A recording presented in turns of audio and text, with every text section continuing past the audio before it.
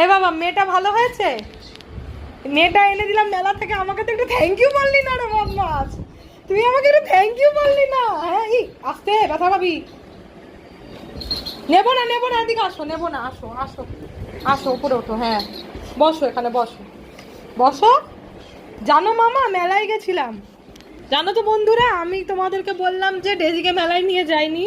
আসলে মেলায় কি নিয়ে যাব, ওখানে তো প্রচুর কাদা। কাদার মধ্যে গেলে আমার মাম্মামের পায়ে তো ফোড়া হয়ে যাবে, ঘাও হয়ে যাবে। তো তার জন্য আমি মেলায় নিয়ে যেতে পারিনি। কিন্তু বন্ধুরা দেখো, আমি ডেজির জন্য কিন্তু এসে মেয়ে আনতেও ভুলিনি। মেয়ে কিন্তু একটা নিয়েছি, দাঁড়া দেখাতে দাও, দেখাতে দাও।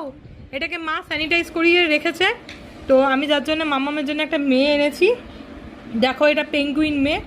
ও মা গো, ভুতুর মেয়েটাকে খুব পছন্দ হয়েছে। পছন্দ হয়েছে তোমার মেয়ে? আমার মায়ের মেয়ে পছন্দ হয়েছে? ও বাবা, আর তো দেবে না মেয়ে ধরতে। তাহলে তোমরা কিন্তু বাচ্চাদের জন্যে, যারা তোমরা বাড়িতে বাচ্চাদের জন্য পুতুল নিয়ে আসবে, চেষ্টা করবে এই কোয়ালিটির পুতুলগুলো নিয়ে আসার, মানে এই ফাড়ের পুতুলগুলো নিয়ে আসার চেষ্টা করবে। অন্যরকম পুতুল কিন্তু বাচ্চাদেরকে দেবে না, কারণ সেগুলো আমার মনে হয় না খুব একটা ভালো হবে ওদের জন্য।